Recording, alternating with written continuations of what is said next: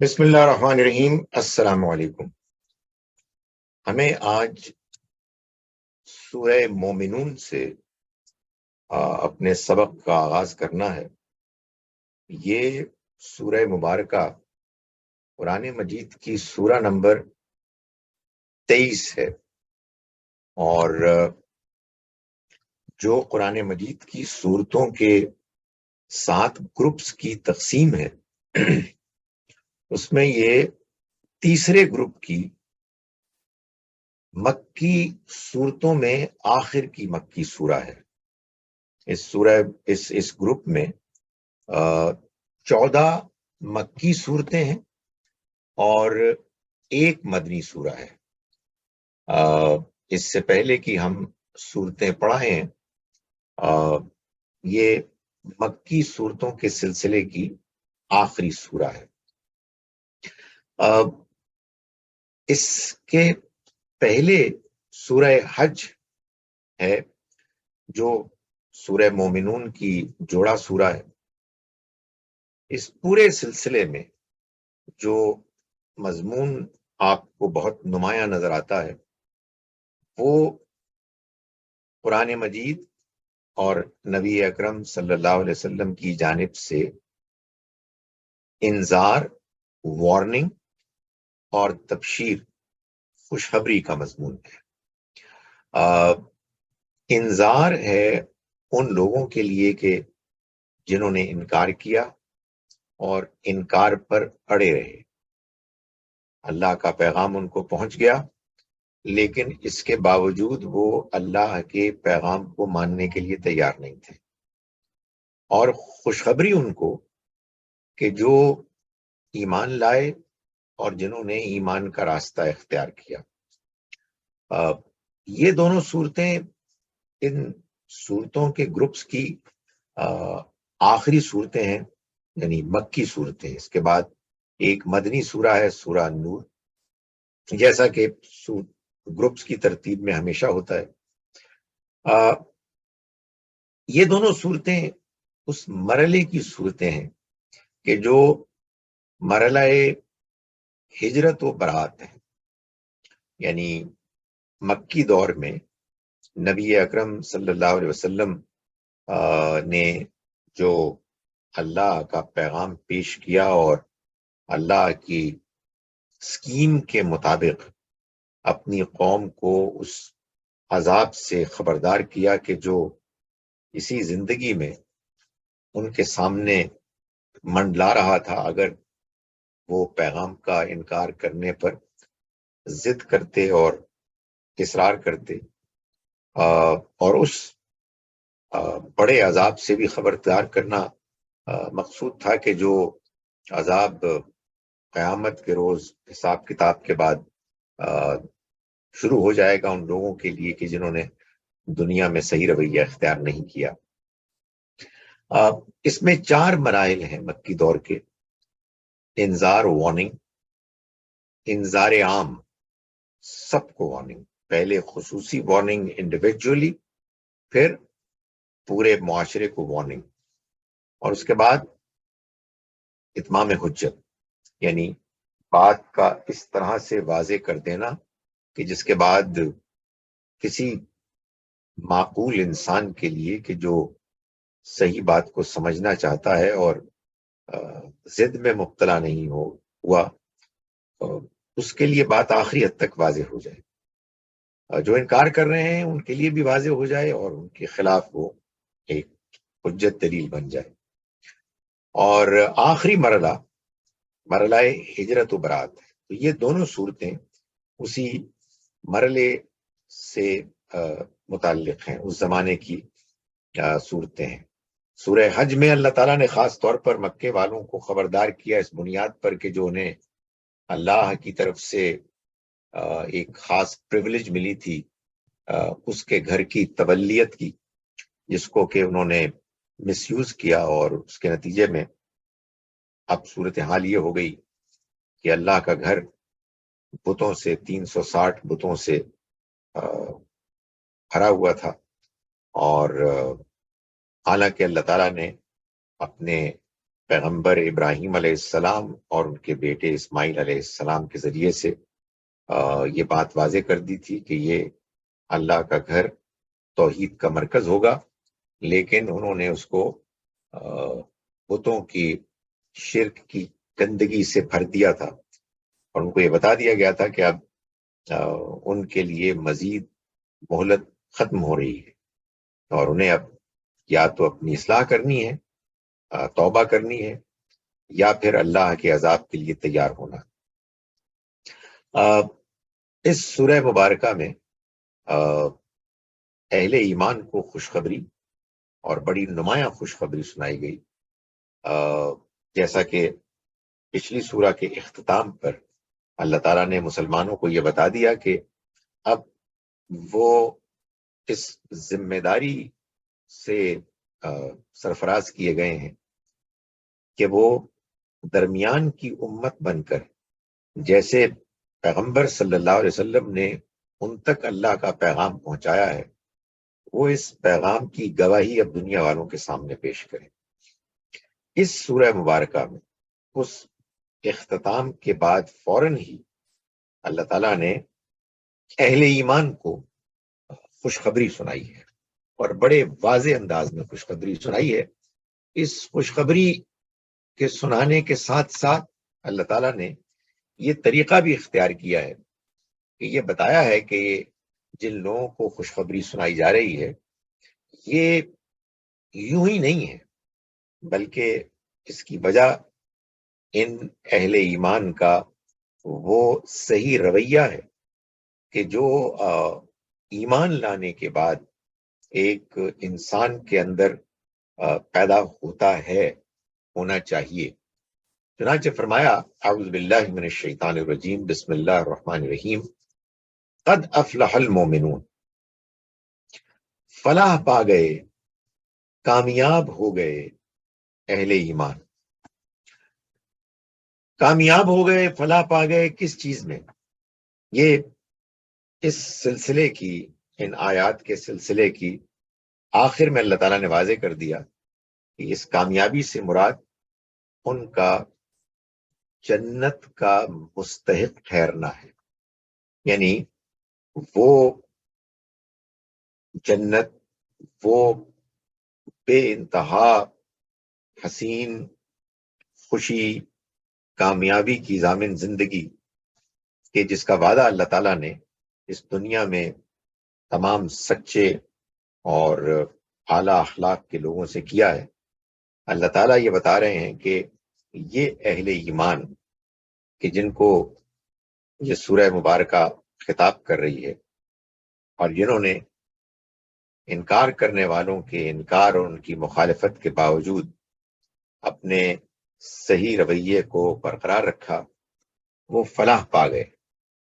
ماضی کا صیغہ اختیار کر کے یہ بات واضح کر دی کہ ان کا کامیاب ہونا، ان کی فلاح اتنی حتمی ہے کہ گویا کہ وہ ہو گئی، اس کا فیصلہ ہو چکا۔ اب جو کچھ ہونا ہے وہ تو اصل میں اس کا نتیجہ ہے، اس کی امپلیمنٹیشن ہے۔ قد افلح المومنون، فلاح پا گئے اہل ایمان، اور یہ بات بالکل واضح ہے قرآن مجید کے بیانات سے کہ کامیابی، فلاح ایک ہی ہے، اور وہ جنت میں داخلہ ہے۔ اس دنیا میں نہ کوئی کامیابی اصل میں کامیابی ہے، نہ کوئی ناکامی اصل میں ناکامی۔ یہ تو یہاں تو دونوں ہی کیفیات، دونوں ہی امکانات آزمائش ہے، لیکن جب یہ آزمائش ختم ہو جائے گی اور جن لوگوں کے حق میں اللہ تعالیٰ کی طرف سے فیصلہ سنایا جائے گا کہ وہ جنت میں داخل ہونے کے مستحق ٹھہر گئے ہیں، وہ کامیاب ہو گئے۔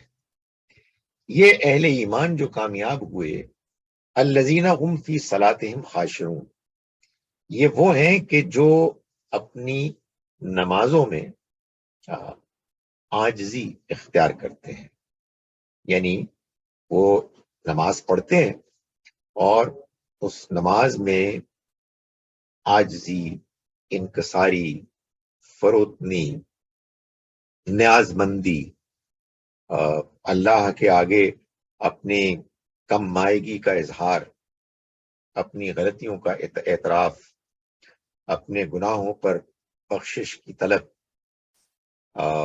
یہ ان کی نماز میں اصل اسپرٹ ہے، یہ جذبہ ہے کہ جو ان کی نماز میں کوٹ کوٹ کر بھرا ہوا۔ یہ وہ اہل ایمان ہے کہ جن کی کامیابی کی ضمانت اللہ تعالیٰ دے رہا ہے ایسے حتمی انداز میں کہ گویا کہ وہ کامیاب ہو گئے۔ والذین هم عن اللغو معرضون، اور وہ لوگ کہ جو لغویات سے اعراض کرتے ہیں، وہ دنیا کے کام کہ جن کا کوئی مقصد نہیں ہے، جس میں پڑھ کے انسان سوائے اپنے وقت کو ضائع کرنے کے اور اصل زندگی کے مقصد سے ڈسٹریکٹ ہونے کے کچھ بھی حاصل نہیں ہوتا۔ یہ اہل ایمان اپنے ایمان اور اللہ کے پیغام اور آخرت کی کامیابی کے مشن سے اتنے زیادہ وابستہ اور کمیٹڈ ہیں کہ وہ کسی ایسی چیز میں دلچسپی نہیں لیتے کہ جو لغو ہو، لایانی ہو، بیکار ہو۔ اس میں ظاہر ہے کہ یہ مطلب نہیں ہے کہ اہل ایمان تفریح نہیں کرتے، اہل ایمان خوش نہیں ہوتے، اہل ایمان زندگی کی آسائشوں سے فائدہ نہیں اٹھاتے، یہ سب ہوتا ہے، انٹرٹینمنٹ بھی ہوتی، مگر ان سب کا مقصد یہ ہوتا ہے کہ وہ اپنی زندگی میں وہ توازن اور بیلنس پیدا کریں جس سے کہ زندگی کے اصل مقصد کو حاصل کرنے میں ان کو سہولت ہو، ان کے لیے آسانی۔ انسان زندگی میں ہر وقت 24 گھنٹے ایک ہی مزاج، ایک ہی انداز کو نہیں اختیار کر سکتا۔ انسان کی کھانے پینے کی طرح کچھ نہ کچھ تفریح، کچھ اچھا وقت گزارنا، یہ بھی اس کی ضرورت ہے۔ لیکن ایک تو یہ کہ اس میں وہ باتیں کہ جو لغو ہیں، پیمانی ہے، اس میں ان کا دل نہیں لگتا اور وہ اس سے اعراض کرتے ہیں، اور دوسرا یہ کہ تفریح کے معاملے میں بھی ان کا رویہ یہ ہوتا ہے کہ وہ جتنا ایک ان کی زندگی کو متوازن بنانے کے لیے درکار ہے بس اتنا ہی وہ اختیار کرتے ہیں، اس کو اپنے اوپر حاوی نہیں کر دیتے، اس کو اپنی شخصیت، اپنی زندگی میں ایک ڈومیننٹ فیکٹر کے طور پر نہیں رکھتے۔ یہ انہی اہل ایمان کا ایک وصف ہے کہ جو نماز میں عاجزی، انکساری اختیار کرتے ہیں۔ والذین هم للزکاۃ فاعلون، اور وہ لوگ کہ جو زکوٰۃ کے حکم، اس کے نظام پر پوری طرح عمل پیرا ہے، وہ یہ جانتے ہیں کہ ان کو جو مال اللہ نے دیا ہے اس میں سے ایک حصہ ان کا اپنا نہیں ہے، اللہ نے وہ کسی اور کو اور لوگوں کو دینے کے لیے انہیں سونپا ہے۔ چنانچہ یہ زکوٰۃ ہے کہ جو اللہ تعالیٰ نے پہلے دن سے تمام انبیاء کی شریعت میں اس کو نماز کے ساتھ دوسری بڑی عبادت کے طور پر مشروع کیا ہے، دین کا حصہ بنایا ہے۔ قرآن مجید سے یہ معلوم ہوتا ہے کہ اس دنیا میں رہتے ہوئے انسان سے دو ہی تقاضے کیے گئے ہیں کہ وہ اپنے رب کے ساتھ صحیح رویہ اختیار کرے اور بندوں کے ساتھ، یعنی جو دوسرے انسان ہیں ان کے ساتھ صحیح رویہ اختیار کرے۔ حقوق اللہ اور حقوق العباد یہی ہیں کہ جو بندہ مومن کی ذمہ داریاں ہیں، بندہ مومن سے ان کو نبھانے کی توقع کی جاتی ہے۔ حقوق اللہ میں سب سے زیادہ نمایاں اللہ کا تقاضا نماز ہے، دن میں 5 وقت اللہ کے آگے جھکنا اور اس کو یاد کرنا۔ اور حقوق العباد میں سب سے نمایاں حکم زکوٰۃ ہے، وہ کم سے کم مال لازماً خرچ کرنا غریبوں کی فلاح بہبود کے لیے، اللہ کے دین کی پروموشن کے لیے، جو اللہ تعالیٰ نے اپنے پیغمبروں کی شریعت میں ان کے بتائے ہوئے فارمولے کے تحت کے مطابق طے کیا ہوا ہے۔ تو وہ اہل ایمان وہ زکوٰۃ دیتے ہیں اور زکوٰۃ کے دینے کے عمل کو مستقل اختیار کیے ہوئے ہیں۔ سو یہ ان کا ایک اور وصف بیان کیا ہے ان کے مال کے بارے میں۔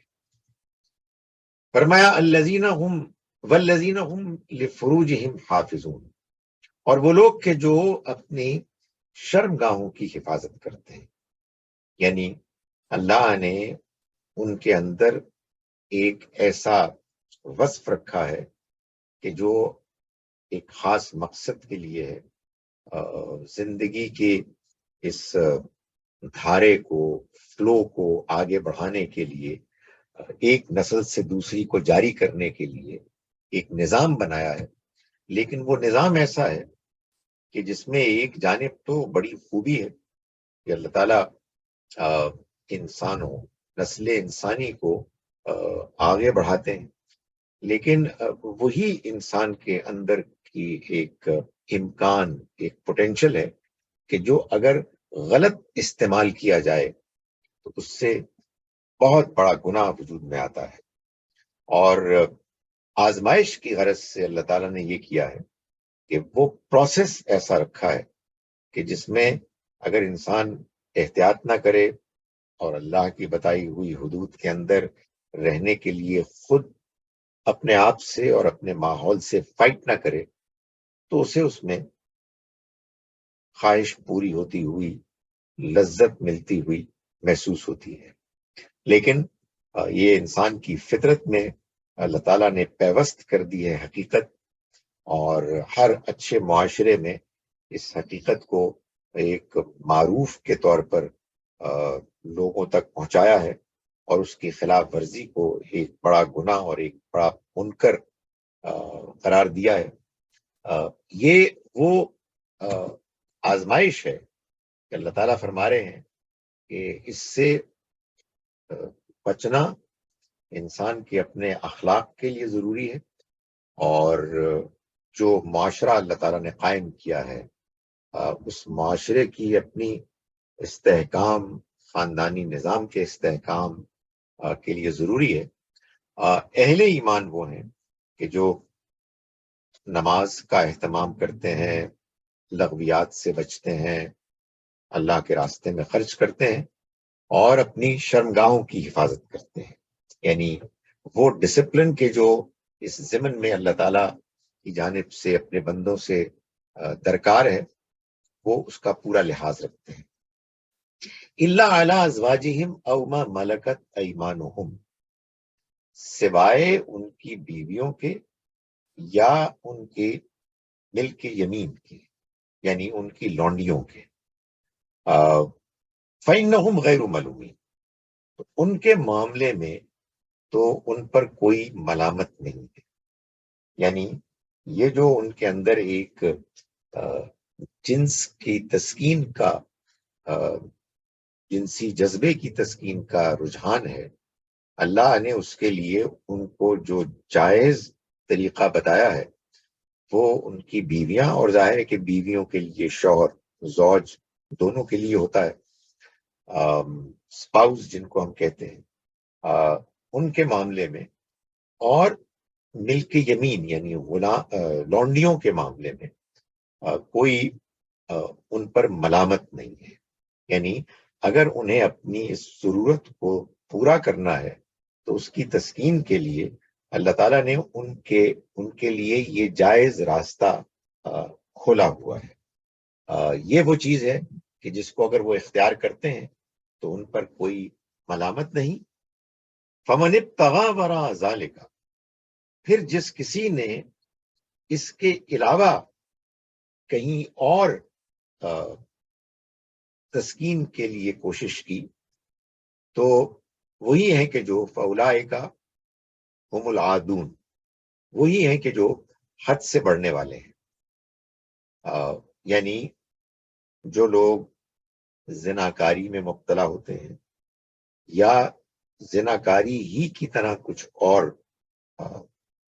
فحش عمل ہیں دوسرے افراد کے ساتھ جو نہ ان کی بیویاں ہیں اور نہ ان کی لونڈیاں ہیں، تو جو بھی طریقہ اختیار کریں گے وہ کسی اور فرد کے ساتھ وہ ایک بڑا گناہ ہوگا اور وہ حد سے آگے بڑھنا، حد سے آگے نکلنے کے مترادف ہوگا.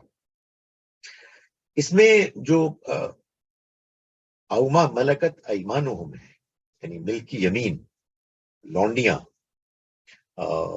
یہ ذکر کیوں آیا ہے؟ یعنی ان کے ساتھ تعلق کی اجازت کی کیا نوعیت ہے؟ قرآن مجید سے کے بیان سے بھی معلوم ہوتا ہے اور اس زمانے کے حالات اور تاریخ سے بھی یہ معلوم ہوتا ہے کہ ایک زمانے میں لونڈیاں غلام ایک معمول تھے، معاشرے کا حصہ تھے، سوشل سیٹ اپ میں ان کا ایسا رول تھا کہ کوئی ان کے بارے میں کوئی کویسچن کرتا ہی نہیں تھا. یہ ہوتا ہے کسی بھی آپ سوسائٹی میں جائیں گے، آپ کے لیے ہو سکتا ہے کہ اس سوسائٹی میں بعض چیزیں نئی، عجیب، اجنبی، ناقابل قبول ہوں، مگر وہ سوسائٹی اس کے بارے میں کمفرٹیبل ہوتی ہے. اس کی مثالیں ہر جگہ دی جا سکتی. سو جب قرآن مجید نازل ہو رہا تھا تو عرب معاشرے میں غلاموں اور لونڈیوں کو رکھنا یہ ایک ایسا معمول، معروف تھا کہ جس کے بارے میں کوشچن ہی نہیں ہوتا. میں نے گزارش کی کہ یہ انسانی معاشروں میں آپ بہت دیکھیں گے. جو انسٹیٹیوشن، جو طریقہ کہیں ایسا ہوتا ہے کہ جو دوسرے معاشرے کے لوگوں کو عجیب اور اجنبی لگتا ہے، اس کے پیچھے کوئی نہ کوئی وجہ ہوتی.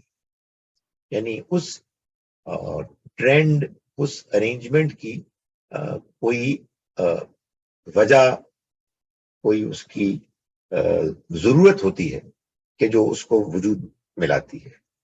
غلاموں اور لونڈیوں کا یہ رواج، ارینجمنٹ جو معلوم ہوتا ہے کہ پوری دنیا میں پھیلا ہوا تھا، اس کی وجہ یہ تھی کہ اس زمانے میں جنگوں میں جو جنگی قیدی بنتے تھے وہ ظاہر ہے کہ ایک لشکر نے دوسرے کو شکست دے دی.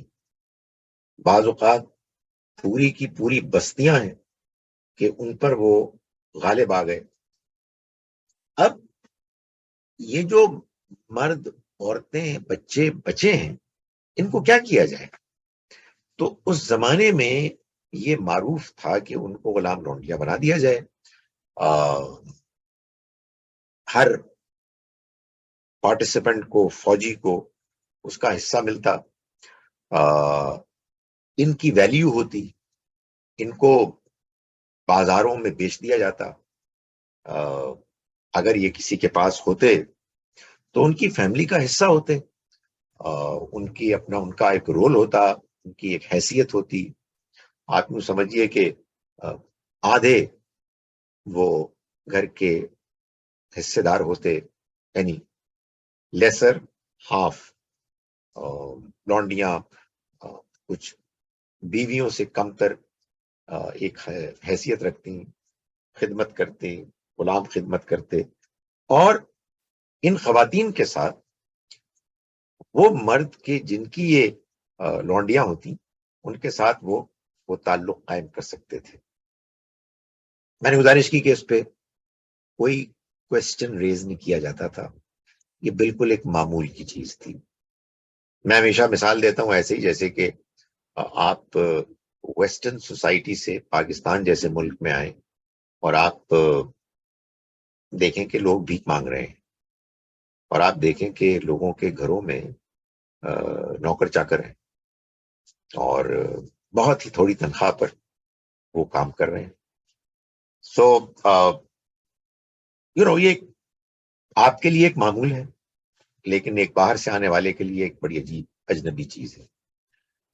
اللہ تعالیٰ نے اس زمانے کے معروف کو قبول نہیں کیا. پہلے دن سے یہ بتا دیا کہ یہ انڈیزائربل ہے، تمہیں اس سے پیچھا چھڑانا ہوگا. بالکل ابتدائی صورتوں میں ایک سورہ بلد، سورہ نمبر غالباً 90 if I'm not wrong، سورہ فجر کے بعد، اس میں اللہ تعالیٰ نے یہ بتایا کہ یہ جو ایمان لانے کی توفیق لوگوں کو ملتی ہے وہ اس لیے ملتی ہے کہ وہ نیکی کے راستے کو میں جو مشکلات ہیں، یا آپ یوں سمجھیے کہ نیکی کا راستہ جو ایک چڑھائی ہے اس کو چڑھتے ہیں. جب وہ اس چڑھائی پر چڑھتے ہیں تو ان کو ایمان کی نعمت حاصل ہوتی ہے. قرآن مجید نے گلہ کیا مکے والوں سے، مکے کے سرداروں سے، کہ فلق تحمل عقبہ، وہ اس چڑھائی کو نہ چڑھ سکے. وما ادراک ما العقبہ، اور تم کیا جانو کہ وہ چڑھائی کیا ہے. فکو رقبہ، بہت سی نیکیاں گنوائیں کہ یہ اصل میں وہ نیکیاں ہیں کہ جو وہ چڑھائی ہے کہ جن کو تم چڑھو گے تو تمہیں ایمان ملے گا. ان میں پہلی نیکی جو بیان کی وہ ہے گردنوں کو چھڑانا، یعنی غلاموں لونڈیوں کو آزاد کرنا. سو میں نے گزارش کی کہ پہلے دن سے اللہ تعالیٰ نے اعلان کر دیا کہ یہ نہیں ہوگا، میں اس کو ٹھیک کروں گا. اللہ کا کلام ہے. اللہ بندوں کی نفسیات کو جانتا ہے، بندوں کی کمزوریوں کو جانتا ہے.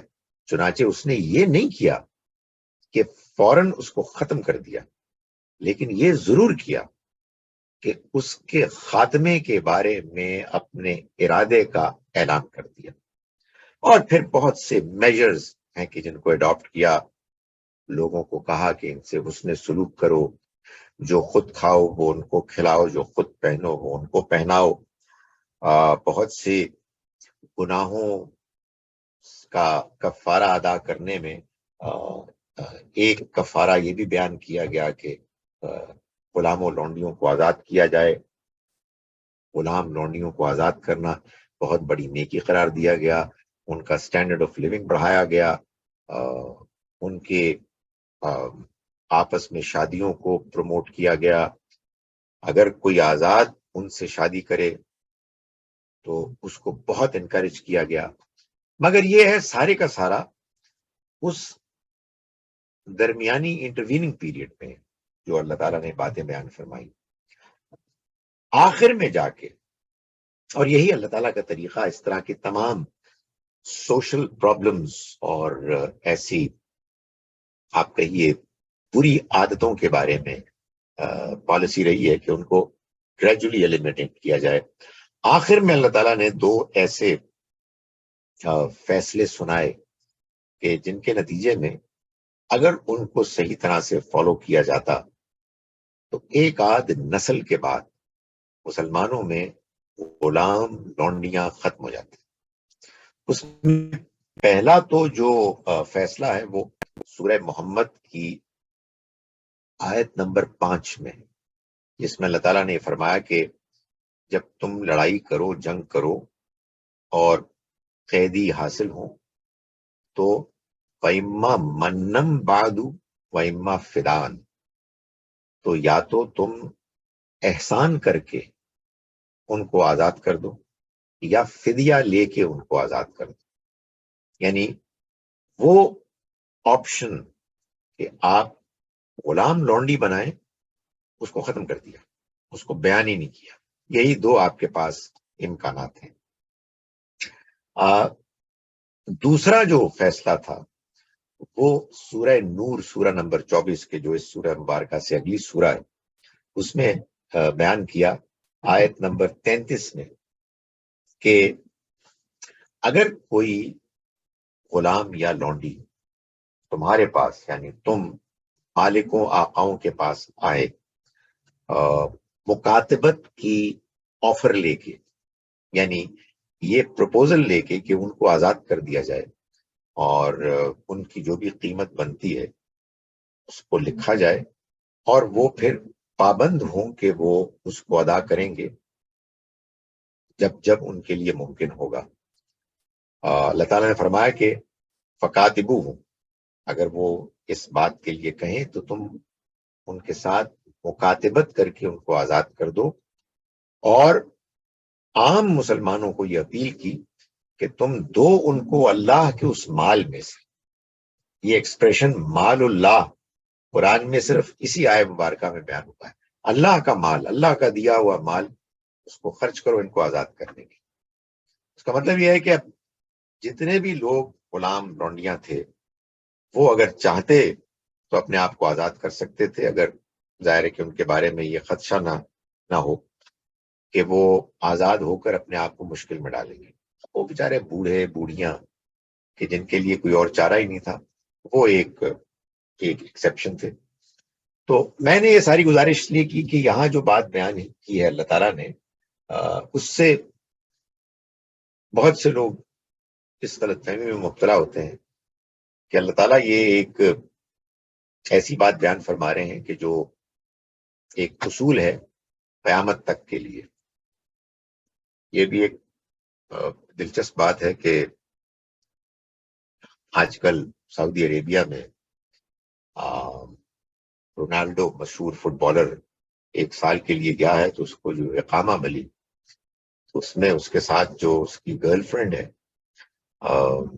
اس کے بارے میں سعودی سسٹم میں، قانون میں، اقامہ میں جو مخصوص وہ ہوتا ہے، اسپیس ہوتی ہے، اس میں لکھنے کے لیے زوجہ تو نہیں ہو سکتا تھا. تو انہوں نے جو ایکسپریشن اختیار کیا مل کے یمین، اس کا مطلب لونڈی. وہ ظاہر ہے اس بیچاری کو کیا معلوم ہے کہ اس کو کیا بنایا، لیکن یہ آج بھی انفارچونیٹلی ہمارے ہاں سسٹم میں اس کو فار سم اسٹرینج ریزن مانا گیا ہے کہ یہ بھی کوئی ہمارے دین شریعت کا حصہ. تو میں نے گزارش کی کہ نہیں، ایسی کوئی بات نہیں. فرمایا کہ فَمَنِ ابْتَغَىٰ وَرَاءَ ذَٰلِكَ فَأُولَٰئِكَ هُمُ الْعَادُونَ.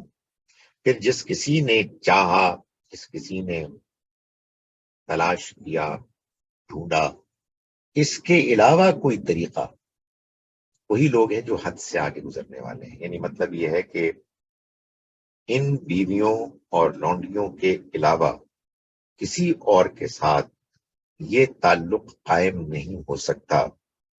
جو یہ تعلق قائم کرے گا وہ اللہ کی حدود سے باہر نکل جائے گا، وہ حدود کو پھلانگے گا.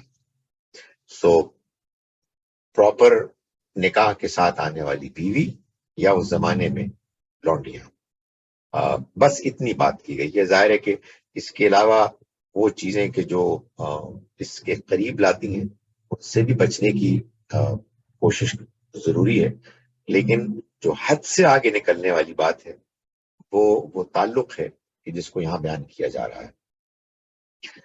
والذین هم لاماناتهم وعہدہم راعون. اور وہ لوگ یعنی اہل ایمان وہ ہیں کہ جو اپنی امانتوں اور اپنے عہدوں کا پاس رکھنے والے ہیں. یہ بھی گویا کہ ایک صاحب ایمان کی اہم خوبی ہے. وہ اگر کوئی امانت پاتا ہے کسی ویلیویبل چیز کا، وہ امین ہے، اس کو انٹرسٹ کی گئی ہے، تو وہ پھر اس کو ایسے سنبھالتا ہے اس کا ایسا لحاظ رکھتا ہے کہ وہ ضائع نہ ہو، بلکہ اس کو اور مزید بہتری نکھار حاصل ہو۔ یہ ایک بڑی جنرل ایک بات ہے جس کا اطلاق صرف ان چیزوں پر نہیں ہوتا کہ جو مادی ویلیو رکھتی ہیں اور کسی نے آپ کو وہ امانت کے طور پر دی، وہ بھی امانت ہے۔ یعنی آپ کو اگر کسی نے کچھ کوئی رقم سونپی ہے یا کوئی اور ویلیوبل چیز ہے جو آپ کے حوالے کی ہے، تو اس کا لحاظ رکھنا یہ بھی ایک امانت داری میں ایک اہم فیکٹر ہے۔ لیکن اس کے علاوہ آپ کو اللہ کی طرف سے جو صلاحیتیں ملی ہیں، جو اللہ کی طرف سے آپ کو مہلت ملی ہے، جو اللہ کی طرف سے آپ کو رشتے ناطے ملے ہیں، ریسورسز ملی ہیں، اپرچونٹیز ملی ہیں، یہ سب امانتیں ہیں۔ یعنی امانت وہ چیز ہوئی کہ جو آپ کے حوالے کر دی گئی ہے وقتی طور پر، کہ دیکھا جائے کہ آپ جو امانت آپ کے سپرد کی گئی ہے آپ اس کو کیسے سنبھالتے ہیں۔ میں نے گزارش کی کہ ایک بڑی وسیع ایک یہ ٹرم ہے، ایکسپریشن ہے کہ وہ اپنے امانتوں کا لحاظ رکھتے ہیں، واحدے اور اپنے عہدوں کی پاسداری کرتے ہیں۔ عہد یہ بھی ایک بہت وسیع ایک مفہوم رکھتا ہے۔ یہ لفظ عہد وہ بھی ہوتا ہے کہ جو آپ نے کسی کے ساتھ لکھت پڑھت کے ساتھ کیا یا اپنی زبان دے دی۔ ہم ملازمت کرتے ہیں تو کوئی معاہدہ ہوتا ہے، کوئی کانٹریکٹ ہوتا ہے۔ ہم ٹریول کرتے ہیں تو ویزا ہوتا ہے، اس میں کچھ ایکسپیکٹیشنز ہوتی ہیں۔ ہم کاروبار کرتے ہیں، اس میں ہم معاہدے کرتے ہیں، ایز انڈیویجولز کرتے ہیں، ٹیننٹ بنتے ہیں، ہم مالک مکان ہوتے ہیں جو کرائے پہ دیتے ہیں۔ ملکی سطح پر ہم دوسرے ممالک سے ہم عہد کرتے ہیں۔ یہ سب معاہدے ہیں، کچھ ریٹن ہوتے ہیں، کچھ وربل ہوتے ہیں، کچھ امپلائڈ ہوتے ہیں۔ یعنی ہم اس دنیا میں آئے ہیں تو بہت سے رشتے ناطے ایسے ہیں کہ جن کے ساتھ صحیح تعلق رکھنا یہ اللہ سے گویا کہ ایک ہمارا کیا ہوا عہد ہے، اور اس کی پابندی، اس کی پاسداری ہماری ذمہ داری ہے۔ ہماری فطرت میں، ہمارے شعور میں اس کا احساس موجود ہوتا ہے۔ والدین اگر حسن سلوک کر کے ہم کو پالتے پوستے ہیں تو یہ ایک امپلائڈ عہد ہے کہ ہم نے ان کا آخری حد تک جتنا ممکن ہے خیال رکھنا ہے۔ نکاح ہوتا ہے تو نکاح کو تو اللہ تعالیٰ نے ایک بہت ہی مضبوط گہرا میثاق عہد قرار دیا ہے۔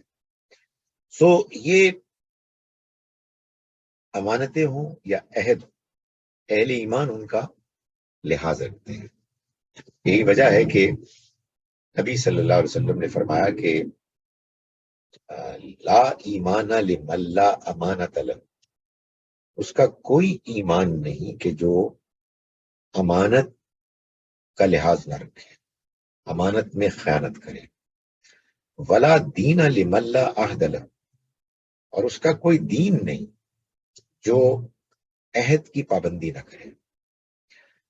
صاف معلوم ہوتا ہے کہ ہمارا ایمان، ہمارا دین، یہ اصل میں ہمارے اندر کردار کی پختگی پیدا کرتے ہیں۔ ان کو ماننے کے بعد جب ہم ان کا حق ادا کرتے ہیں، ان کو سمجھنے اور ان کو اختیار کرنے کی کوشش کرتے ہیں، تو اس کا ایک براہ راست اثر ہمارے کردار پر ہوتا ہے۔ اور اگر ایسا نہیں ہو رہا اور بظاہر ہم ایمان کے دعوے دار ہیں، دین کو ماننے کے بارے میں ہم کلیم کرتے ہیں، تو یہ کلیم ناقابل قبول ہے. اس کو اس آئے مبارکہ میں بیان کیا. والذین هم علی صلواتہم یحافظون، اور وہ لوگ کہ جو اپنی نمازوں کی حفاظت کرتے ہیں. سو اہل ایمان کی پرسنالٹی، ان کے اوصاف کو بیان کرنے میں اللہ تعالیٰ نے آغاز بھی نماز سے کیا اور اس کا اختتام بھی نماز پر کیا. آغاز میں نماز کی کوالٹی کو ایمفسائز کیا کہ اس میں عاجزی، انکساری، فروتنی، استغفار، اللہ کی عظمت کا اقرار، یہ سب شامل ہے. یعنی اللہ کا ذکر زوردار طریقے سے، یہ اس کی کوالٹی ہے. اور آخر میں یہ بتایا کہ یہ نماز ہے کہ جس کی حفاظت وہ کرتے ہیں. 5 وقت دن کے 5 اوقات میں وہ لازماً پڑھتے ہیں اور اس کے پڑھنے میں پابندی کر کے وہ اس کی حفاظت کرتے ہیں. اور یہ دونوں کو آغاز اور اختتام پر بیان کرنے کا مقصد یہ ہے کہ یہ بات واضح ہو کہ جو اللہ تعالیٰ نے اس کے درمیان میں باتیں کی، تقاضے بیان کیے ہیں، جو اگر آپ غور کریں تو بہت بڑی وسیع لسٹ ہے. ان پر عمل کرنا ممکن ہی اس وقت ہوگا کہ جب نماز کے بارے میں یہ دونوں چیزیں بیک وقت اختیار کی جائیں گی. ایک یہ کہ نماز کی کوالٹی، اللہ کے آگے عاجزی، انکساری کا اظہار، اور دوسرا اس میں مداومت، یعنی اس کو باقاعدگی سے پڑھنا، اس میں کوتاہی نہ کرنا، اس کو اس کے وقت پر جان بوجھ کر نہ چھوڑنا.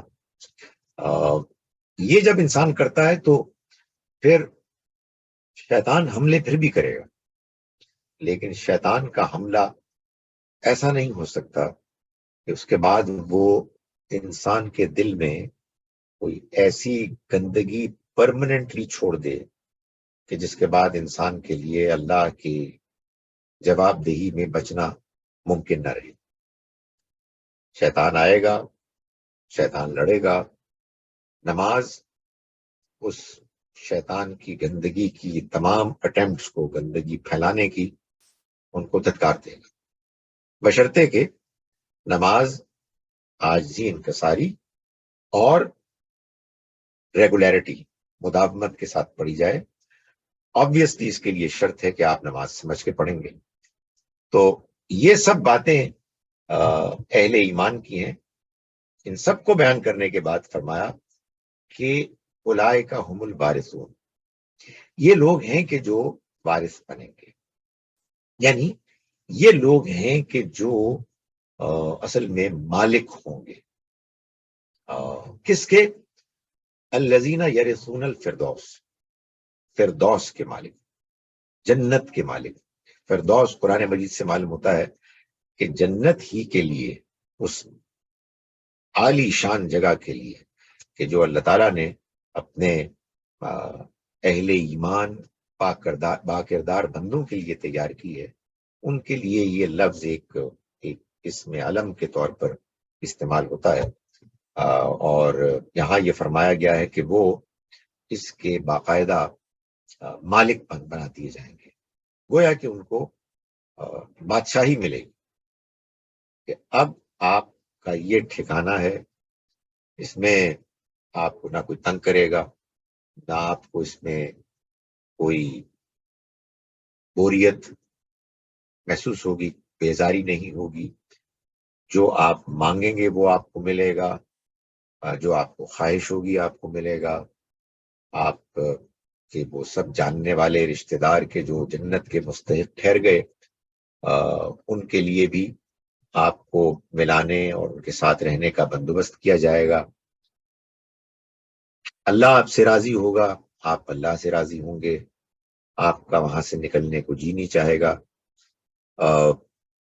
کوئی خوف نہیں ہوگا مستقبل کا کوئی غم نہیں ہوگا، ماضی کا، یہ سب چیزیں بتا دی جائیں گی، اور پھر یہ بتایا جائے گا کہ ہم فیہا خالدون، وہ اس میں ہمیشہ رہیں گے۔ سو یہ ایک غیر معمولی خوشخبری ہے کہ جو اس سورہ مبارکہ کے بالکل آغاز میں اللہ تعالیٰ نے اہل ایمان کو سنائی ہے، لیکن یہ بات بالکل واضح ہے کہ یہ خوشخبری جو اللہ نے سنائی ہے، اس میں اللہ تعالیٰ نے یہ بتا دیا ہے کہ یہ جن اہل ایمان کو خوشخبری سنائی گئی ہے وہ اپنے اندر وہ اوصاف رکھتے ہیں، وہ خوبیاں رکھتے ہیں کہ جو ایمان لانے کا لازمی نتیجہ ہے۔ جب بھی کوئی شخص ایمان لائے گا تو وہ ان اوصاف سے متصف ہوگا، ان کے اندر یہ خوبیاں ہوں۔ فرمایا کہ وَلَقَدْ خَلَقْنَا الْإِنسَانَ مِنْ سُلَالَةٍ مِّن طِينٍ۔ اب ظاہر ہے کہ بات تو بڑے واضح اور دو ٹوک انداز میں بیان کر دی گئی، مگر ماننے والوں نے کہاں ماننا تھا، وہ تو انکار پر اڑے ہوئے تھے۔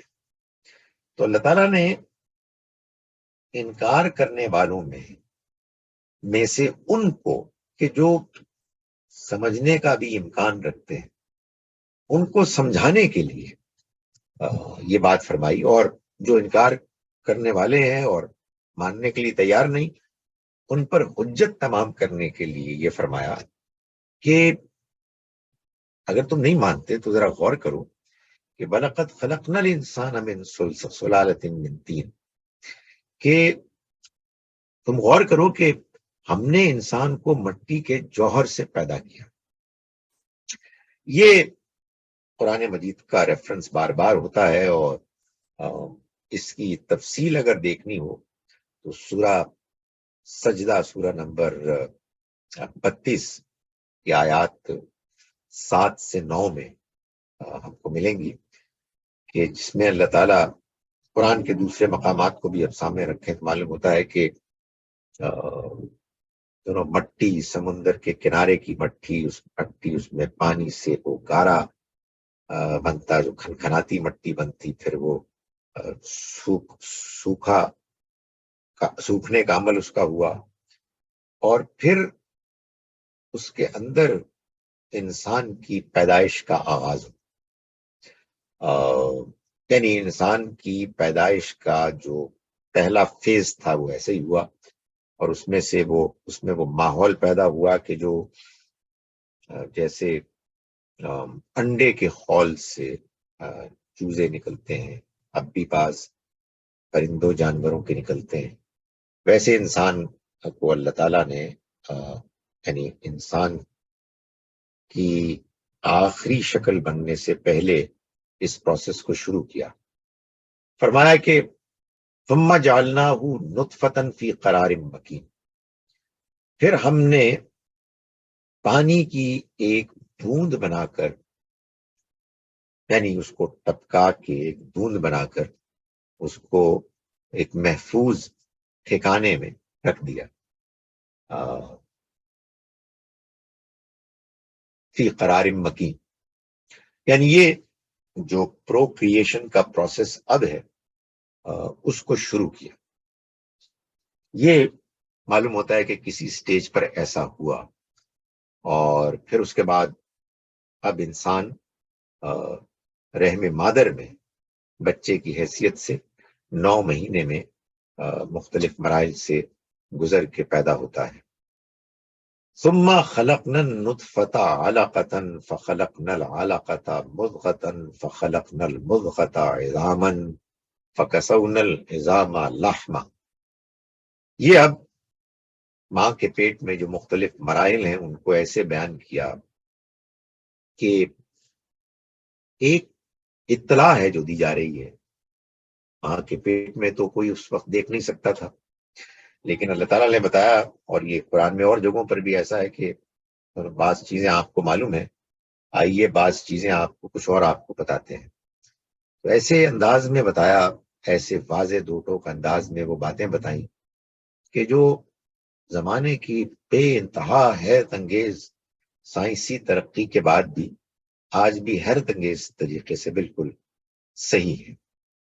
یعنی یہ فرمایا کہ پانی کی اس بوند کو ہم نے ایک لوتھڑے کی صورت دی اور لوتھڑے کو گوشت کی ایک بندھی ہوئی بوٹی بنایا اور اس بوٹی کی ہڈیاں پیدا کی اور ہڈیوں پر گوشت چڑھایا. سو یہ مختلف مراحل میں یہ پروسیس ہوا. فرمایا کہ ثم انشأناہ خلقا آخر، اور پھر ہم نے اس کو ایک دوسری ہی مخلوق بنا کھڑا کیا. یعنی یہ تو اس کی فزیکل فارمیشن تھی، لیکن پھر ساتھ اللہ نے اس میں اپنی روح پھونکی اور اس کو انسان بنایا. تو فرمایا کہ فتبارک اللہ احسن الخالقین، سو بڑا ہی بابرکت ہے اللہ بہترین پیدا کرنے والا. یعنی کہنے کا مقصد یہ ہے کہ یہ وہ تاثر ہے کہ جو انسان کے اس تخلیق کرنے کے عمل میں وہ جب انسان دیکھتا ہے، سنتا ہے، غور کرتا ہے، تو لازماً بے اختیار اس کی زبان پر یہ کلمات جاری ہوتے ہیں، ہونے چاہیے کہ بڑا ہی بابرکت ہے، عظیم الشان ہے وہ رب کہ جس نے یہ انسان بنایا ہے، بہترین تخلیق کرنے والا ہے. ثم انکم بعد ذلک لمیتون، پھر اس کے بعد تم موت سے دوچار ہوتے ہو، موت سے دوچار ہوگے. ثم انکم یوم القیامت تبعثون، پھر تم قیامت کے دن اٹھائے جاؤ گے، دوبارہ تمہیں نکالا جائے گا، پیدا کیا جائے گا. یہ گویا کہ اللہ تعالیٰ نے واضح کیا کہ یہ جو حیرت انگیز پروسیس ہے اللہ کی قدرت کا، اس کے لوگوں کی ضرورتیں پوری کرنے کے لیے ربوبیت کا جو بندوبست اس نے کیا ہے، یہ ایک پزل ہے. کیوں کیا ہے؟ یعنی عبث کیا ہے، بیکار کیا ہے؟ کیا یہ سب کچھ کرنے کے بعد وہ بے بس ہو گیا ہے؟ نہیں، وہ دوبارہ زندہ کرے گا. اور یہ سب کچھ جو اس نے کیا ہے اس لیے کیا ہے تاکہ تم کو اے انسان یہ موقع فراہم کیا جائے کہ تم اس عظیم الشان اللہ کے کارخانے میں آؤ اور شعور، احساس، عقل کے ساتھ آؤ اور اپنی پرفارمنس دکھاؤ اور اس کے ذریعے سے اللہ کو امپریس کر کے یہ ثابت کرو کہ تم جنت کے مستحق ہو. اس جنت کے کہ جس جنت کی خواہش ہر انسان کے اندر موجود ہے، جس کو اس جنت کا صحیح تصور مل جاتا ہے، وہ اس جنت کے حصول کے لیے دنیا میں اپنے کردار، اخلاق کے ساتھ، صحیح رویے کے ساتھ اس کو حاصل کرنے کے لیے لگ جاتا ہے. اور جس کو وہ جنت کا صحیح تصور نصیب نہیں ہوتا کہ جو بھوک اور پیاس کی طرح اس کی ضرورت ہے، وہ پھر اسی دنیا میں محلات میں اور عیش و آرام کی جگہوں میں اس جنت کو تلاش کرنے پانے کی ناکام کوشش کرتا ہے. ہم ان آیات کا ترجمہ میں آپ کے سامنے پھر کر رہا ہوں. ہم نے آج سورہ مومنون کا آغاز کیا. بسم اللہ الرحمن الرحیم. قد افلح المومنون، اہل ایمان کامیاب ہو گئے، فلاح پا گئے. الذین هم فی صلاتہم خاشعون، جو اپنی نمازوں میں فروتنی اختیار کرتے ہیں. والذین هم عن اللغو معرضون، وہ کہ جو لغویات سے اعراض کرتے ہیں. والذین هم للزکاۃ فاعلون، وہ کہ جو زکوٰۃ کے حکم پر عمل پیرا ہے. والذین هم لفروجہم حافظون، اور وہ کہ جو اپنی شرم گاہوں کی حفاظت کرنے والے ہیں. الا علی ازواجہم، سوائے اپنی بیویوں پہ، کہ او ما ملکت ایمانہم، یا پھر اپنی لونڈیوں کے، فَإِنَّهُمْ غَيْرُ مَلُومِينَ، تو اس معاملے میں ان پر کوئی ملامت نہیں۔ فَمَنِ ابْتَغَىٰ وَرَاءَ ذَٰلِكَ، پھر جو کوئی چاہے گا اس سے آگے، اس کے علاوہ، فَأُولَٰئِکَ هُمُ الْعَادُونَ، وہی لوگ ہیں کہ جو حد سے آگے گزرنے والے ہیں۔ وَالَّذِينَ هُمْ لِأَمَانَاتِهِمْ وَعَهْدِهِمْ رَاعُونَ، اور وہ لوگ کہ جو اپنی امانتوں اور اپنے عہدوں کی رعایت کرنے والے ہیں۔ وَالَّذِينَ هُمْ عَلَىٰ صَلَوَاتِهِمْ يُحَافِظُونَ، اور وہ لوگ کہ جو اپنی نمازوں کی حفاظت کرنے والے ہیں۔ اولئک هم الوارثون، یہی لوگ ہیں کہ جو وارث، مالک بنیں گے۔ الذین یرثون الفردوس، وہ لوگ کہ جو مالک بنائے جائیں گے جنت الفردوس کے۔ ہم، وہ، فیہا، اس میں، خالدون، ہمیشہ رہیں گے۔ وَلَقَدْ خَلَقْنَا الْإِنسَانَ، اور ہم نے انسان کو پیدا کیا، من سلالۃ من طین، مٹی کے ایک جوہر سے، ثم جعلنا نطفۃ، پھر اس کو ہم نے پانی کی ایک بوند بنا کر، فی قرار مکین، ایک محفوظ ٹھکانے پر رکھ دیا۔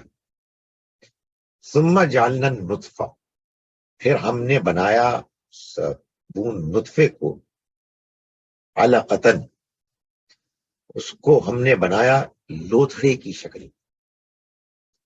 فخلقنا العلقۃ مضغۃ، اور پھر لوتھڑے کو گوشت کی ایک بندھی ہوئی بوٹی بنایا۔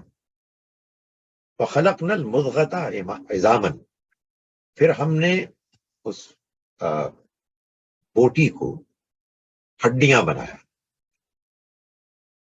فکسونا العظام لحما، پھر ہم نے پہنایا ہڈیوں کو گوشت۔ ثم انشأناہ، پھر ہم نے اس کو بنایا خلقا آخر، ایک دوسری ہی مخلوق۔ فتبارک اللہ احسن الخالقین، تو بہت ہی بابرکت ہے اللہ، بہترین پیدا کرنے والا۔ ثم انکم، پھر اے انسانوں تم، بعد ذالک، اس کے بعد، لمیتون، موت سے دوچار ہوگے۔ ثم انکم، پھر تم، بے شک، یوم القیامہ، قیامت کے دن، تبعثون، لازماً اٹھائے جاؤ گے۔ اقول قولی ھذا واستغفر اللہ لی ولکم۔ اب میں آپ کے سوالات کے لیے حاضر ہوں۔ آپ پہلے ہینڈ شو کیجیے۔ جی شبنم صاحبہ۔ جی السلام علیکم سر۔ وعلیکم السلام۔ سر آج کے لیسن سے تو ریلیٹڈ نہیں ہے، لیکن سر قرآن پاک میں جو صورتوں کے نام ہیں سر، اس سے تھوڑی کنفیوژن تھی۔ سر ہمیں پتہ ہے کہ یہ نام اللہ تعالیٰ کی طرف سے نہیں دیے گئے، نبی صلی اللہ علیہ وسلم نے بھی نہیں بتایا، اور یہ بعد میں مشہور ہو گئے۔ تو سر اگرچہ مجھے آپ کی بات سے یہی انڈرسٹینڈنگ سمجھ میں آتی ہے کہ یہ کوئی ناپسندیدہ بات نہیں ہے، لیکن سر بہرحال یہ اللہ کی طرف سے نہیں دیے گئے۔ تو سر اگر یہ نام اس طرح سے نہ ہوتے، مطلب اللہ کی ارینجمنٹ میں نہیں تھے، تو سر پھر صورتوں کو ایک دوسرے سے ڈسٹنگوش کرنا، یا جیسے ہم جنرلی کہتے ہیں کہ صورت میں یہ بات آئی ہے، اس صورت کی فلاں آیت میں یہ بات ہے، تو سر یہ تھوڑا زیادہ ٹف ہو جاتا، اسپیشلی جیسے ہم کچھ صورتوں کے جو حروف مقطعات ہیں، ہم سمجھتے ہیں کہ وہ ان کے نام ہیں، تو وہ ایک جیسے حروف مقطعات بھی بہت سی صورتوں کے شروع میں ہے۔ تو سر یہ نام جو ہیں، کیا یہ ایک طرح سے تو یہ بہت فائدہ لگتا ہے سر، کائنڈلی اس کو تھوڑا ایکسپلین کر دیں۔ دیکھیں، اللہ تعالیٰ نے انسان کو یہ تربیت بھی دینی تھی، یہ بات بھی سمجھانی تھی کہ یہ کلام تو میرا ہے، لیکن تم اس غلط فہمی میں مبتلا نہ ہو کہ تم بیوقوف ہو اور میں تمہیں قرآن میں سب کچھ بتاؤں گا۔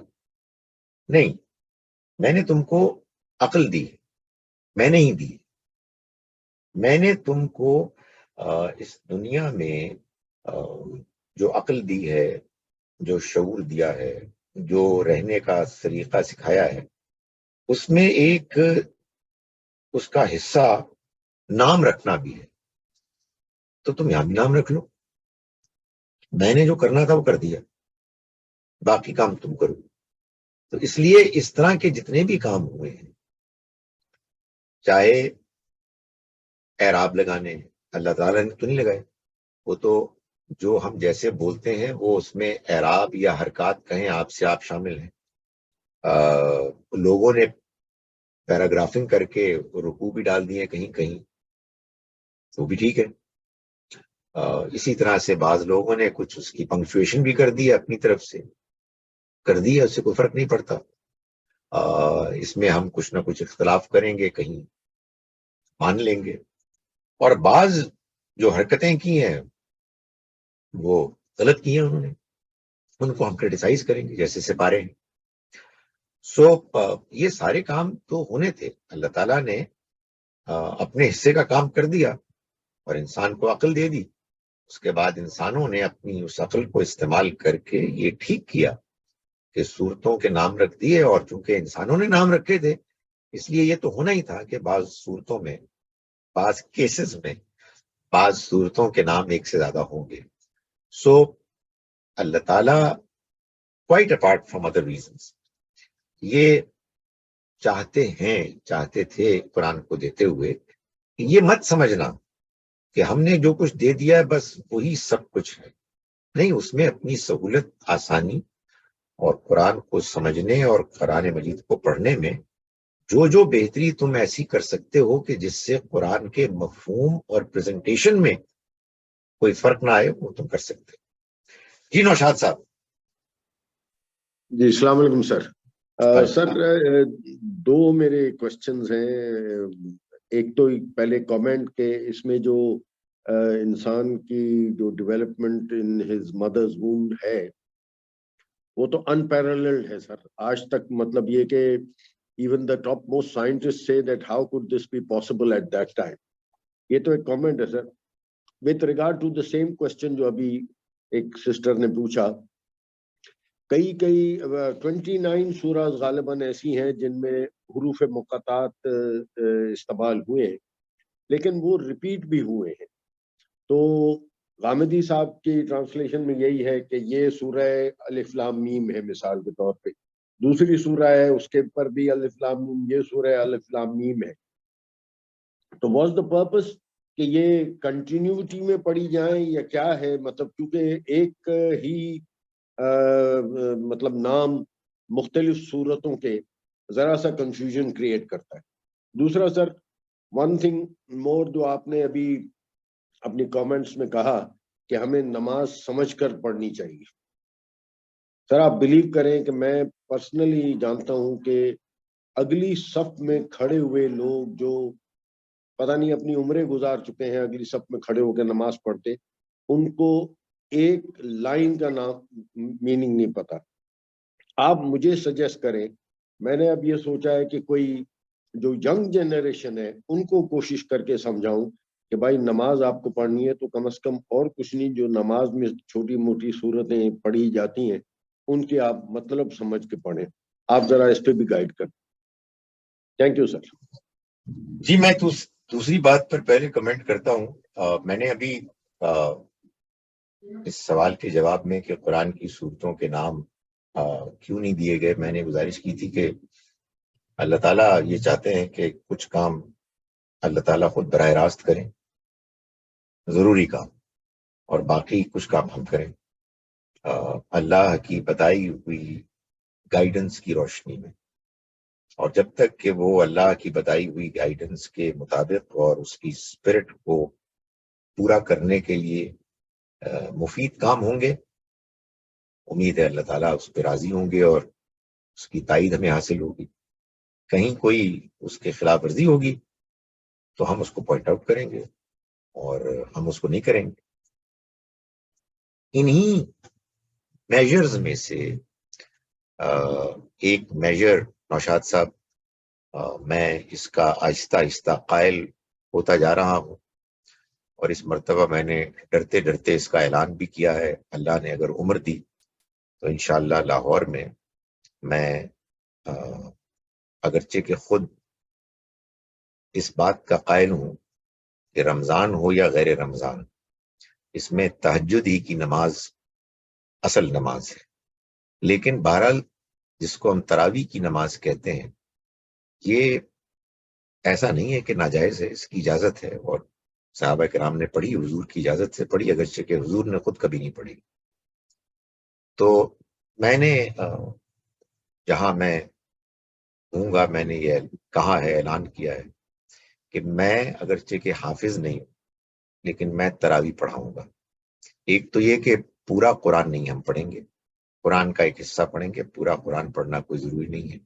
اور دوسرا، میں ہاتھ میں اپنے یہ موبائل لے کے اور اس کے ایپ سے قرآن پڑھوں گا، اور سب کو انکریج کروں گا کہ وہ بھی ایسا ہی کریں، اور اس میں عربک ٹیکسٹ کے نیچے کوئی ان کی پسند کا ترجمہ بھی ہو، تاکہ ہم اللہ کی کتاب کو سمجھ کر پڑھیں. اور میرا یہ خیال ہے کہ ہمیں اس کو ایمفسائز کرنا ہے آخری حد تک، کہ یہ بات نہ پہلے قابل قبول تھی اللہ کے ہاں، نہ اب ہے کہ ہم نماز کو پڑھیں بغیر سمجھ کے. ابھی میں آج ہی کچھ لوگوں سے بات کر رہا تھا، تو میں یہ کہہ رہا تھا کہ میں جب نکاح کا مجھ سے کہا جاتا ہے کہ میں اس کو پڑھوں نکاح خواں کی حیثیت سے، تو میں آیات کا ترجمہ اور کچھ تشریح کرتا ہوں. تو انہوں نے کہا جی کہ ہمیں تو ہمارے علاقے میں تو یہ معلوم ہے کہ 6 کلمے وہ دولہا سے سنتے ہیں. تو انہوں نے پوچھا کہ آپ کے خیال، آپ کا کیا کہنا ہے، یہ 6 کلمے کیا ہے؟ میں نہیں جانتا کیا ہے.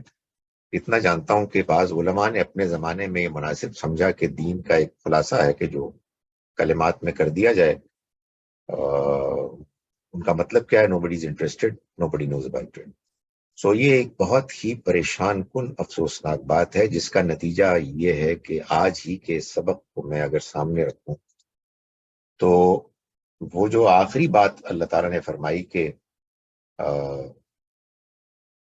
وہ اپنی اعلیٰ صلواتہم یحافظون، تو بظاہر تو پوری نمازیں پڑھتے ہیں، نہ اس میں خشوع ہوتا ہے، اور نہ پھر اس کے نتیجے میں جو ایک کردار پیدا ہونا چاہیے جس کا کہ ذکر آگے آ رہا ہے، امانتیں، عہد کی پابندی وغیرہ، وہ بھی نہیں ہوتا. سو ایک تو یہ معاملہ ہے جس کو ظاہر ہے کہ انفارچونیٹلی ہو رہا ہے، اور میں آپ کی تائید کرتا ہوں کہ ہمیں اپنے نوجوانوں کو یہ بات سمجھانی ہے، اور نوجوانوں کو یہ بات سمجھانی آسان. ہمارے دور جدید میں بہت سی پرابلمز ہیں، لیکن بہت سی خوبیاں ہیں. جو جدید نظام تعلیم اور جو ایک انفارمیشن کا ایکسپلوژن ہوا ہے، اس سے میرا خیال ہے کہ یہ شعور تو جنرلی بیدار ہوا ہے کہ ہم نے جو کام کرنا ہے سمجھ کے کرنا ہے. ہم پر کوئی چیز تھوپی نہیں جا سکتی، ٹھوسی نہیں جا سکتی. سو نوجوانوں کو ہمیں سمجھانا ہے، اور آئی ایم شیور کہ اس کا ایک جو اچھا نتیجہ نکلے گا وہ یہ ہے کہ جو نوجوان دین کے قریب آئیں گے انشاءاللہ، وہ دین کو سمجھ کے آئیں گے اور سمجھنے کے ارادے سے آئیں گے. رہی پہلی بات کہ صورتوں میں جو حروف مقطعات ہیں وہ تو کئی صورتوں کے وہی ہیں، آئیڈینٹیکل. تو پھر نام سے جو ایک آئیڈینٹی میں فرق کا ایک فائدہ ہوتا ہے، وہ تو حاصل نہیں ہوا. I think it's a very valid point. میرا خیال ہے کہ یہی ہوتا ہے، یہ جو پروسیس ہے ڈائلیکٹیکل. ہم ایک بات، ایک اوپینین فارم کرتے ہیں، سوالوں کے جواب دیتے ہیں، مگر پھر آپ جیسے پڑھے لکھے سمجھدار غور کرنے والے لوگ کوسچن کرتے ہیں، تو ہم یا جو بھی غور کر رہا ہے ان کو پھر مزید اور سوچنے کا موقع ملتا ہے. مجھے یہ محسوس ہوتا ہے کہ پروبیبلی یہ کہنا ایگزیکٹلی ٹھیک نہیں ہے کہ یہ صورتوں کے نام ہیں، کیونکہ اس میں تو وہ جو آپ نے کرٹیسزم کیا وہ بالکل صحیح ہے. میرا خیال ہے یہ کہنا زیادہ بہتر ہے کہ یہ سورتوں کی ایک کیٹیگری کی سورہ ہے. وہ کیٹیگری آف سوراز کہ جو الف لام میم سے شروع ہوتی ہیں، اس کیٹیگری کی ایک سورہ ہے. اور وہ کیٹیگری کیوں ہے، یہ ظاہر ہے کہ پھر وہ چیز ہے کہ جس پہ غور کرنا چاہیے. ظاہر ہے کہ معلوم ہوتا ہے کہ مفہوم کا، میسج کا کوئی ایسا اشتراک ہے کہ جس کو اللہ تعالیٰ چاہتے ہیں کہ پوائنٹ آؤٹ کریں. آخر جب قرآن ایک تدبر کی کتاب ہے تو پھر اس میں تدبر کے وہ پہلو تو ضرور پرسو کرنے چاہیے کہ جن کی طرف قرآن خود اشارہ کر رہا ہے. ایک بڑی انٹرسٹنگ بات ہے کہ ایک تو وہ گروپ آف سوراز ہے کہ جو حامیم سے شروع ہوتی ہے اور وہ سارے ایک دوسرے کے بعد آ رہی ہیں، کنزیکٹو ہے.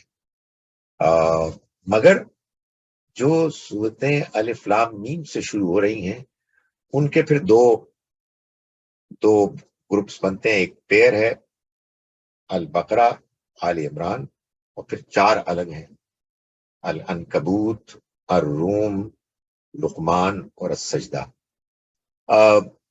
ظاہر ہے کہ کوئی وجہ ہے، اور یہ خود ایک ہم سب کے لیے بڑی ایک انسینٹیو ہے کہ ہم غور کریں، بار بار ان کو پڑھیں اور دیکھیں کہ ان میں کیا اشتراک کی وجوہات ہیں، اور اس پر بھی غور کریں کہ آخر باقی صورتوں کے حروف کیوں نہیں ہوئے. سو ایسا لگتا ہے کہ قرآن کے ڈیزائن میں جگہ جگہ اس چیز کا خیال کیا گیا ہے کہ اس کا اہتمام ہو کہ اس کے پڑھنے والے اس پر غور کریں اور غور کرتے چلے جائیں. یہی وجہ ہے کہ آنیسٹلی یہ عجیب کتاب ہے. یعنی یہ اس کا تعلق اس کے ساتھ عقیدت سے نہیں ہے، اس کا تعلق اس کو پڑھنے کے ساتھ جو ثواب کا تصور ہے اس سے نہیں ہے. یہ اس کی کچھ ایک انٹرنزک ایک ورچو ابیلٹی ہے کہ آپ اس کو بار بار پڑھیں، آپ بور نہیں ہوتے. you continue to remain involved. I'm sure کہ اس میں یہ پہلو تو ہے کہ یار یہ اللہ کی کتاب ہے، اور یہ پہلو بھی ہے کہ اللہ تعالیٰ کی کتاب اگر آپ دیکھیں تو کمنٹری کیا کر رہی ہے، اس دنیا کے بارے میں کمنٹس دے رہی ہے اور اللہ کی بات بیان کر رہی ہے. میں کہنے والا تھا اللہ کا پوائنٹ آف ویو بیان کر رہی ہے، اللہ کی بات بیان کر رہی ہے کہ جس دنیا سے صبح و شام ہمیں واسطہ پڑتا ہے، کہیں بارش ہے، کہیں سورج ہے، کہیں چاند ہے. سو it continues to involve you. اور چیزوں کے علاوہ معلوم ہوتا ہے کہ اس ارینجمنٹ اور اس میں ان فیچرز کا ایک کنٹریبیوشن یہ بھی ہے. انشاءاللہ جی پھر next. Thank you very much, sir. You've given me food for thought. Inshallah, I'll also look into what is the connection between the alike جو سورہ شروع ہوتی ہیں ایک ہی حروف مقطعات سے. Inshallah, I'll look into it, and thank you very much, sir. Excellent answer. I'm extremely grateful. سر میں زہرا بات کر رہی ہوں. میرا سوال رہ گیا تھا تو ابھی کر سکتے ہو یا بعد میں کر لوں آپ سے؟ نہیں بالکل کر سکتے ہیں، لیکن وہ آپ کو ہینڈ ریز نہیں آپ نے کیا نا، تو مجھے نظر معلوم نہیں کیا تھا. اچھا، وہ سوال یہ ہے کہ مومنین اور متقین میں کیا فرق ہے، اور دوسری بات یہ ہے کہ خشیت میں اور تقوی میں کیا فرق ہے. تھوڑا مجھے جیسے نا سملر لگتے ہیں. اور ایک اور بات یہ کہ یہ لغویات کی تھوڑی وضاحت کر دیں کیا ہوتی ہیں اور کیسے پتہ رہے گا کہ ہم لغویات کر رہے ہیں اس وقت. جیسے کوئی بھی کسی بھی موقع پر ہم لغویات اس کی نشاندہی کر دیں لغویات کی نا. جزاک اللہ. بات یہ ہے کہ سیکنڈ کوشچن فرسٹ، لغو وہ چیز ہے کہ جو لا یعنی ہے، بے مقصد ہے، اس کا آپ کی زندگی میں کسی بھی پرپس کے ساتھ کوئی تعلق کنٹریبیوشن نہیں.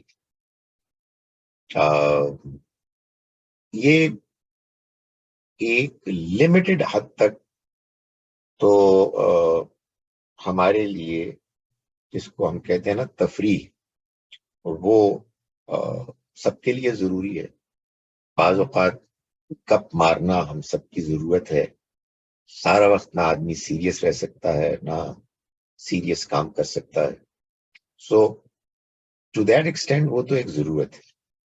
لیکن اس کے بعد انسان کی طبیعت اگر ان باتوں پر خوش ہو یا مطمئن ہو کہ جو آپ کی زندگی کے کسی بھی پرپز کو سرو نہ کر رہے، پرپز یا جینا ہے، جینے کو اچھے لیول پر حاصل کرنا ہے، اور یا آخرت ہے، اللہ کی رضا ہے، ان دونوں میں سے کوئی چیز نہیں ہے.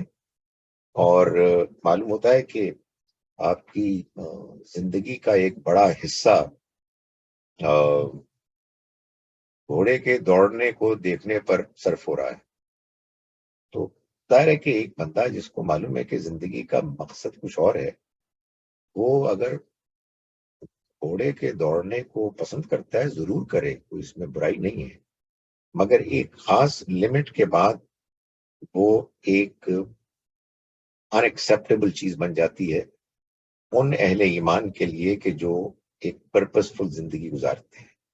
سو یہ تو ایک ایسی میری مثال ذہن میں آ گئی. اینی تھنگ لوگ باتیں کرتے ہیں بیکار قسم کی، لغو بکواس کر رہے ہوتے ہیں، having no purpose what's ever. آدمی بولی جا رہا ہے گاڈ نوز کیا مقصد ہے اس کا، لوگوں کو امپریس کرنا ہے یا واٹ.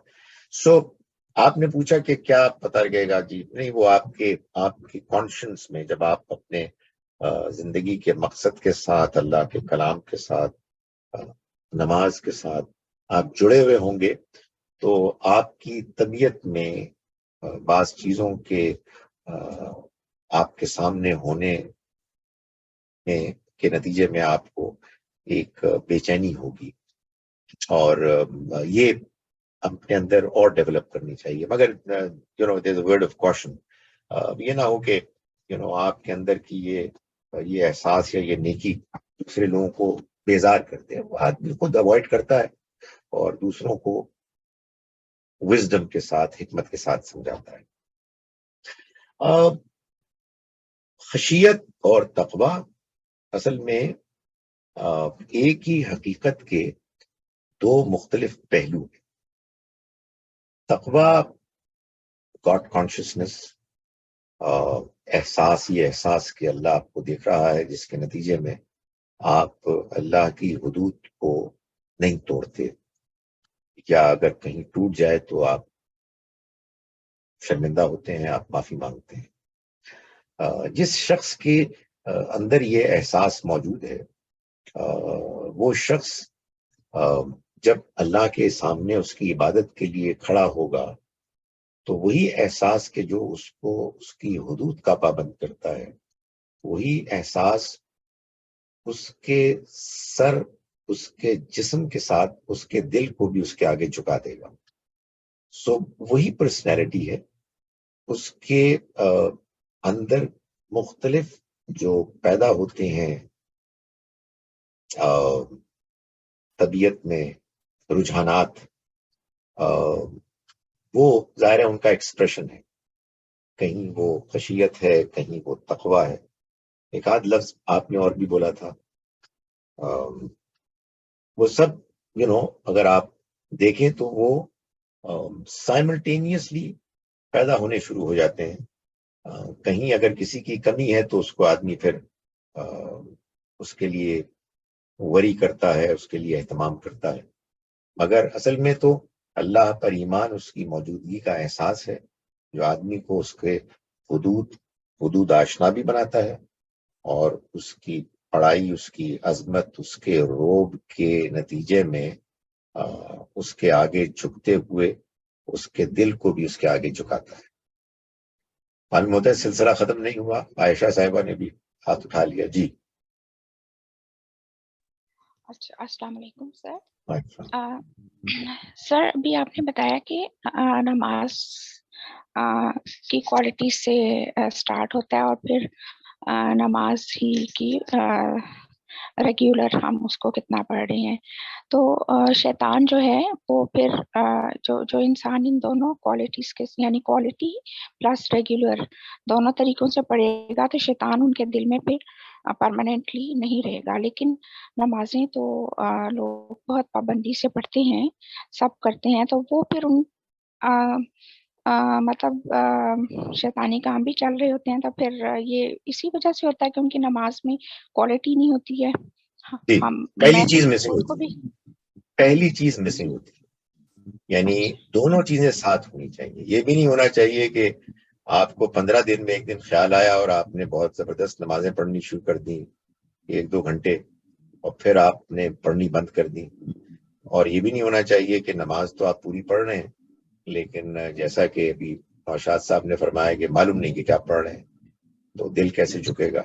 इन दोनों चीजों को जब आप मिलाएंगे तो ये गारंटी नहीं है कि शैतान नहीं आएगा, शैतान आएगा, लेकिन इंशाअल्लाह वो कोई परमानेंट टेंट नहीं लगा सकेगा, वो आएगा और चला जाएगा, ये होगा इंशाअल्लाह। जज़ाकल्लाह। ओके, अस्सलाम वालेकुम व रहमतुल्लाहि व बरकातहू।